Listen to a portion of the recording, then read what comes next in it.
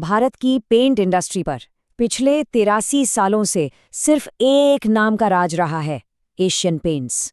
ये वो ब्रांड है जिस पर हमारी पीढ़ी ने, हमारे पिताओं ने और उनके भी पिताओं ने भरोसा किया। समझिए, 83 साल की ये विरासत सिर्फ एक ब्रांड नहीं, ये एक मजबूत, अभेद किला है। पर सवाल ये है कि क्या हर किले की तरह इसकी भी कोई दीवार कमजोर है? तो क्या 83 साल की ये बेमिसाल बादशाहत अब सच में एक बड़े खतरे में है? क्या ये मजबूत किला अब ढहने वाला है? क्योंकि पिछले फाइनेंशियल ईयर के आखिरी क्वार्टर में इस दिग्गज कंपनी का प्रॉफिट 45% तक नीचे गिरा। 45%। और ये एक बहुत बड़ी चेतावनी है। देखिए, बिजनेस में नंबर्स कभी झूठ नहीं बोलते। वो या तो आपकी ताकत दिखाते हैं या फिर आपके दरवाजे पर दस्तक दे रही चुनौती का साफ साफ इशारा करते हैं। और ये इशारा साफ है क्योंकि इस अखाड़े में अब एक नया, बहुत ही शक्तिशाली खिलाड़ी उतर चुका है। एक ऐसा चैलेंजर जो इस पूरे साम्राज्य को जड़ से हिलाने की तैयारी में है। तो चलिए समझते हैं कि ये जंग आखिर शुरू कैसे हुई। कहानी शुरू होती है साल 1942 में। एक तरफ देश की सड़कों पर आज़ादी के नारे गूंज रहे थे और दूसरी तरफ मुंबई के एक छोटे से गैराज में 4 दोस्त एक अलग ही लड़ाई की तैयारी कर रहे थे। लड़ाई थी पेंट की दुनिया में भारत को आत्मनिर्भर बनाने की। और यहीं पर पहली सीख है, हर बड़ा साम्राज्य एक छोटे से आइडिया से शुरू होता है और अक्सर वो बड़ा मौका एक बहुत बड़े संकट में ही छुपा होता है। देखिए, उस वक्त पूरा का पूरा पेंट मार्केट ब्रिटिश कंपनियों के कब्जे में था, लेकिन तभी सेकेंड वर्ल्ड वॉर और क्विट इंडिया मूवमेंट ने पूरा खेल ही पलट दिया। ब्रिटिश सरकार ने पेंट का इंपोर्ट बंद कर दिया और अचानक मार्केट में एक बहुत बड़ा वैक्यूम, एक खालीपन आ गया। इसी खालीपन को चंपकलाल चौकसी और उनके 3 दोस्तों ने पहचाना। ध्यान दीजिएगा, उन्होंने इसे सिर्फ एक बिजनेस आइडिया की तरह नहीं देखा, उन्होंने इसे एक नेशनल अपॉर्चुनिटी की तरह देखा और मार्केट की इस कमी को एक देशभक्ति के मिशन में बदल दिया। उनका मिशन सिर्फ पेंट बेचना था ही नहीं, मिशन था भारत को पेंट की दुनिया में सेल्फ रिलायंट बनाना, आत्मनिर्भर। उन्होंने क्वालिटी पर, प्राइसिंग पर और पैकेजिंग पर काम किया और इस तरह जन्म हुआ उस ब्रांड का जिसे आज हम सब एशियन पेंट्स के नाम से जानते हैं। अच्छा, प्रोडक्ट तो बन गया, पर अब असली चुनौती थी मार्केट तक पहुंचना। और जब वो डिस्ट्रीब्यूटर्स के पास गए तो उन्हें एक जोर का झटका लगा। देखिए, हर एंटरप्रेन्योर को शुरू में रिजेक्शन का सामना करना पड़ता है, लेकिन असली खिलाड़ी वही होता है जो उस रिजेक्शन को एक अपॉर्चुनिटी में बदल दे। डिस्ट्रीब्यूटर्स ने साफ साफ मुंह पर बोल दिया, ये नया ब्रांड है, इसे कौन खरीदेगा? सोचिए, ये वो पल था जो इस कंपनी को शुरू होने से पहले ही खत्म कर सकता था। लेकिन चौकसी साहब ने एक फैसला किया, अगर डिस्ट्रीब्यूटर्स माल नहीं उठाएंगे तो वो खुद सीधे कस्टमर तक जाएंगे। ये एक बहुत जरूरी सीख है। जब आपके चैनल पार्टनर्स मना कर दें तो सीधा अपने एंड कस्टमर के पास जाइए। असली मौका वहीं छिपा होता है। और जब वो सीधे बाजार में उतरे तो उन्होंने एक बहुत ही दिलचस्प चीज नोटिस की। पोंगल और बैलपोला जैसे त्योहारों पर लोगों को बस जरा सा थोड़ा सा पेंट चाहिए होता था, लेकिन मार्केट में सिर्फ बड़े बड़े महंगे टिन मिलते थे। मतलब छोटी सी जरूरत के लिए भी लोगों को ज्यादा पैसा खर्च करना पड़ रहा था। और यहीं से उनकी कामयाबी की असली कहानी शुरू होती है। क्यों? क्योंकि उन्होंने उस प्रॉब्लम को सॉल्व किया जिसे बड़ी बड़ी कंपनियां देख ही नहीं पा रही थी। उन्होंने ग्राहक की उस अनकही जरूरत को सुना। जहां बाकी कंपनियां इस छोटी सी जरूरत को नजरअंदाज कर रही थीं, चौकसी जी ने इसे एक सुनहरा मौका बना लिया।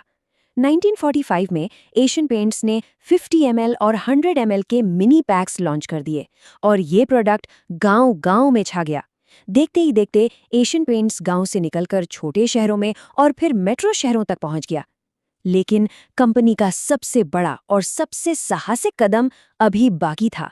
सब कुछ एकदम बढ़िया चल रहा था, बिजनेस बढ़ रहा था, पर जैसा मैंने कहा, एशियन पेंट्स का सबसे बड़ा और बोल्ड मूव अभी आना था। ये एक ऐसा फैसला था जो अपने वक्त से दशकों आगे था और ये इस बात का सबूत है कि एक कामयाब कंपनी आज के लिए काम करती है, पर एक महान कंपनी हमेशा भविष्य के लिए निवेश करती है। साल था 1970। एशियन पेंट्स ने 8 करोड़ रुपए इन्वेस्ट किए और एक सुपर कंप्यूटर खरीद लिया। जरा सोचिए, उस जमाने में 8 करोड़ रुपए की क्या कीमत रही होगी। लेकिन ये सुपर कंप्यूटर्स सिर्फ तेज कैलकुलेशंस के लिए नहीं था। नहीं, असली मकसद था बिजनेस के फैसलों को अंदाजे या गेसवर्क से हटाकर पूरी तरह से डेटा पर आधारित करना, डेटा ड्रिवन। ये एक फंडामेंटल शिफ्ट था, क्योंकि वो समझ चुके थे कि भविष्य की लड़ाई प्रोडक्ट की नहीं बल्कि इंफॉर्मेशन और एफिशिएंसी की होगी। उन्होंने अपनी सप्लाई चेन को अपना सबसे बड़ा हथियार बना लिया। सोचकर देखिए, उस दौर में जब ISRO और IIT बॉम्बे जैसे बड़े संस्थानों के पास भी ऐसा कंप्यूटिंग इंफ्रास्ट्रक्चर नहीं था, तब एशियन पेंट्स भारत की पहली प्राइवेट कंपनी बनी जिसने एक सुपर कंप्यूटर खरीदा। इस एक कदम ने उन्हें कंपटीशन से 20 साल से भी ज़्यादा आगे कर दिया। और इसी टेक्नोलॉजी की नींव पर एशियन पेंट्स ने मार्केट को डोमिनेट करने के लिए एक ऐसा सिस्टम बनाया जिसके 3 मजबूत स्तंभ थे। एक अपराजेय सिस्टम, और ये समझना बहुत ज़रूरी है कि एक अच्छा प्रोडक्ट आपको बाजार में एंट्री दिला सकता है, लेकिन सिर्फ एक बेहतरीन सिस्टम ही आपको उस बाजार का बादशाह बना सकता है। और एशियन पेंट्स ने प्रोडक्ट नहीं, एक सिस्टम बनाया। इस सिस्टम के 3 हिस्से थे। पहला, टेक इनेबल्ड फोरकास्टिंग, मतलब डेटा का इस्तेमाल करके पहले ही पता लगा लेना कि कौन सा रंग कहाँ और कब बिकेगा। दूसरा, मिडलमैन फ्री मॉडल, यानी होलसेलर्स को बीच से हटाकर सीधा डीलर्स को माल पहुंचाना। इससे लागत भी बची और कंट्रोल भी मिला। और तीसरा, जो सबसे जरूरी था, डीलर पार्टनर रिलेशनशिप, मतलब डीलर्स को सिर्फ कस्टमर नहीं बल्कि अपना पार्टनर समझना। इतना ही नहीं, उन्होंने पेमेंट सिस्टम में भी एक क्रांति ला दी। जहां दूसरी कंपनियां डीलर्स को 180 दिन का क्रेडिट देती थीं, वहीं एशियन पेंट्स ने रेगुलर परफॉर्मेंस डिस्काउंट शुरू किया। मतलब टाइम पर पेमेंट करने पर 3.5% का डिस्काउंट और तुरंत पेमेंट करने पर सीधा 5% का डिस्काउंट। इसका नतीजा, कंपनी का कैश फ्लो शानदार हो गया और जो वफादार डीलर थे उनका मुनाफा भी बढ़ गया। ये एक क्लासिक विन विन सिचुएशन थी, और ये उस सिद्धांत पर आधारित है कि जब आपके डिस्ट्रीब्यूटर्स जीतते हैं तब आप भी जीतते हैं। और इसका असर देखिए साफ नजर आता है। साल 2001 में जहां उनके 15,000 डीलर्स थे, आज ये संख्या 70,000 से भी ज्यादा है। ये सिर्फ एक नेटवर्क नहीं, ये एक मजबूत किला है। लेकिन अब इसी किले को एक नई और बहुत बड़ी चुनौती का सामना करना पड़ रहा है। पूरे 83 सालों के बाद एक नई जंग शुरू हो रही है। एशियन पेंट्स के सिंहासन को चुनौती देने मैदान में एक नया और बहुत तगड़ा कॉम्पिटिटर आ चुका है। आज की तारीख में अकेले एशियन पेंट्स का रेवेन्यू है 36,183 करोड़ रुपए। ये कितना ज्यादा है? ये अपने 2 सबसे करीबी कॉम्पिटिटर्स बर्गर और नेरोलैक के टोटल रेवेन्यू को मिलाकर भी दोगुने से ज्यादा है। ये है उनकी बादशाहत का असली पैमाना। लेकिन जो नया चैलेंजर है, आदित्य बिरला ग्रुप का बिरला ओपिस, वो एक बहुत ही अग्रेसिव स्ट्रैटेजी के साथ आया है। 10,000 करोड़ का शुरुआती निवेश, डीलर्स को ज्यादा लंबा क्रेडिट पीरियड, ज्यादा मार्जिन, और तो और एशियन पेंट से 5-6% तक सस्ता पेंट। वो हर तरफ से, हर मोर्चे पर हमला कर रहे हैं। ये पैसे और सिस्टम के बीच की एक क्लासिक लड़ाई है, जहां बिरला ओपिस पैसे के दम पर मार्केट को खरीदने की कोशिश कर रहा है। तो क्या एशियन पेंट्स इस जबरदस्त हमले के सामने पीछे हट जाएगा? जवाब है बिल्कुल नहीं, क्योंकि जैसा हमने समझा, एशियन पेंट्स सिर्फ एक पेंट कंपनी नहीं, वो एक मजबूत और समय के साथ परखा हुआ सिस्टम है। वो कंपेटिटर पर ध्यान देने की बजाय अपने कोर प्रिंसिपल्स पर टिके हैं और अपने ही सिस्टम को और बेहतर बना रहे हैं, और असली जीत यहीं छिपी होती है। तो इस 83 साल के चैंपियन की कहानी से हम 3 बातें सीख सकते हैं।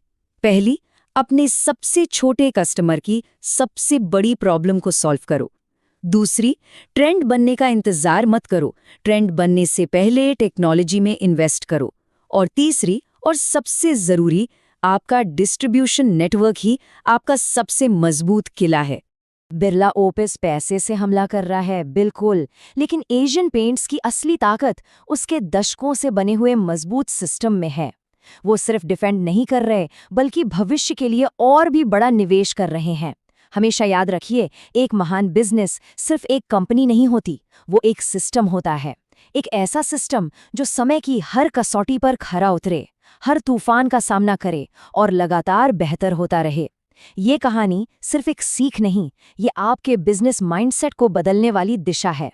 ऐसे ही और बिजनेस केस स्टडीज के लिए सब्सक्राइब करें, और आप अगली कहानी कौन सी कंपनी पर चाहते हैं, कमेंट में जरूर बताएं।